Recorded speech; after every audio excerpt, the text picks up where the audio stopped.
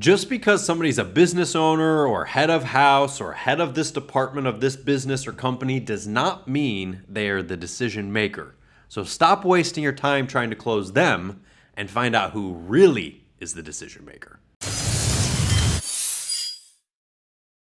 Hey everybody, welcome back to the channel. I'm Neil Winrag with Matterhorn Business Development, and today I've got another sales topic for you, which is closing the decision maker. So when it comes to sales, we all know that you need to talk to somebody who can make up their mind or make the decision. And so when we think of companies, we're always trying to reach out to companies and get the decision maker on the phone and all those types of things. Well, sometimes the decision maker isn't the person that you think it is. So you actually only are interested in finding out who actually has the power to make a decision. Now, if we talk about a household, right? A household of people, we want to close the decision maker. And we always just typically think that because a person owns their own business, they're the decision maker. Not true.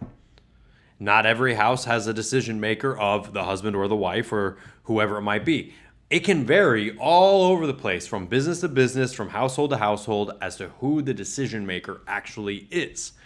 And I've had to learn this numerous times being a business consultant and business trainer, because I would talk to the business owner who I thought was the decision maker because obviously they own their own business, only to get torched later to find out that when they went home and told the spouse said no. So I have run into numerous situations where the business owner is not actually the decision maker because they might say, yeah, I really want to do this, but I have to talk to blah. I have to talk to my blank, right?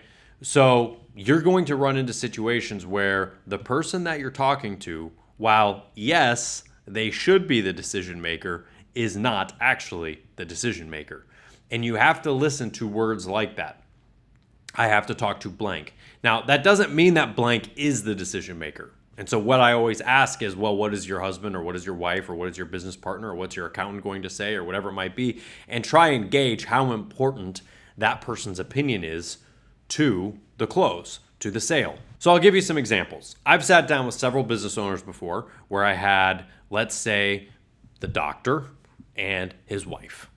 And I'm talking to the doctor about his business, and he's telling me about what he wants to do, and he's telling me about how much he wants to grow, and he's telling me that he's going to do this.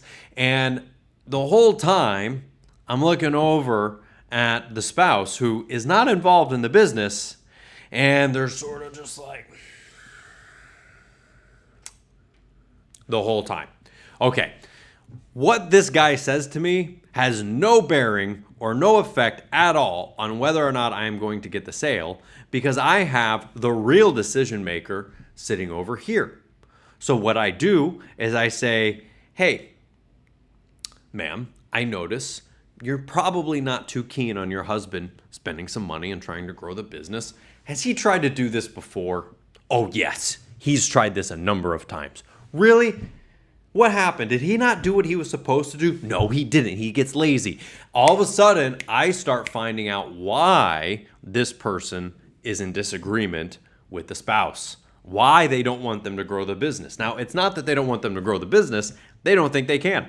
They don't think it's going to work. They don't think that the spouse is going to actually follow through with it because they've spent all this money on equipment and fancy things, and the business has never made more money. So I start to talk to the decision maker, which is actually her or him in some cases, right? Her, him, doesn't matter. But I find out who the real decision maker is, and I just pretty much ignore the other person. Because in this situation, that person always wants what I'm selling.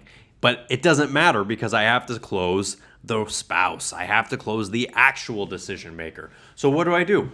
I start making the problem of the business her problem or his problem.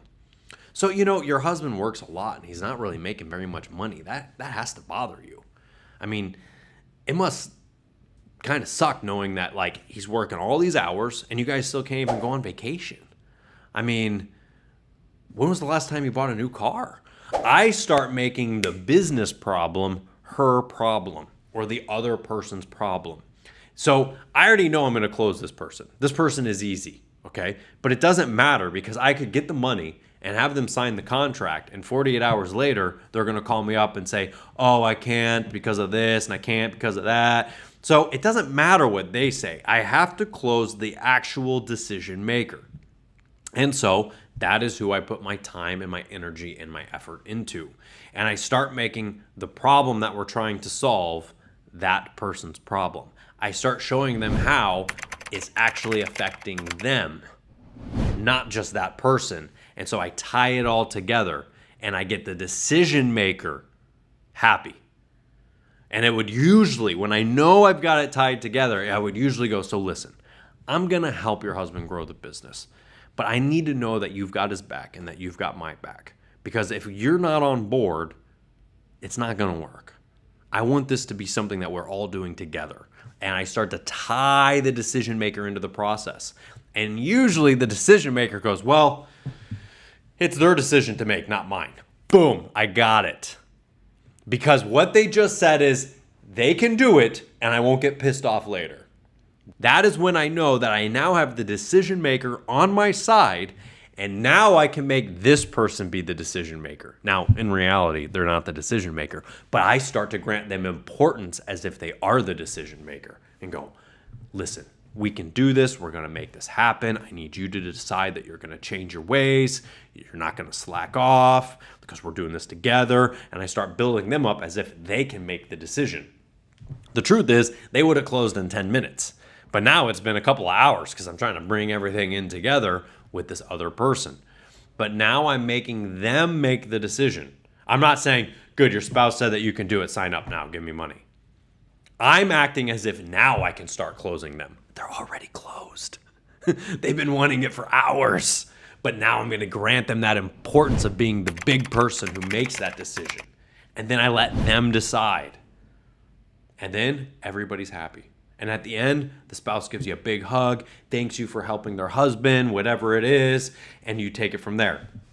Now, if you can't close the decision maker, you got to cut bait and you got to run. I have had a number of people, this happened to me, let's say a year ago. It stands out in my mind. I was talking to a young doctor who was going to be buying a practice. I gave her a ton of advice on what type of a business and practice she should get. Her husband was an accountant and some Wall Street guy. Well, bean counters think with, well, if I buy a business for $2 million, I'm going to make more money. That's wrong. That's not how it works. What I was saying was buy a small practice for $400,000, double it in a year, and you'll make more money than you would on the big practice. Bean counter couldn't see that way. The accountant, Wall Street investor guy only wanted to buy a big multi-million-dollar existing practice, which is not the way to go. I talked a number of times to her and once to him. And I would have her closed, and then the next day, yeah, we're going to wait. We're going to wait and look for this big one. And she wouldn't tell me that it was the husband saying, no, we're going to wait. But I knew it was. And so nothing I could do could change the mind of them, and it just never closes or goes anywhere. So no matter what your product or service is, find out who the actual decision maker is, ignore the prospect, and focus on them, and then tie it all together at the end, and then you'll be fine. So I hope you learned something new today. Hit that thumbs up, subscribe, turn on the bell notification, and I'll see you next time.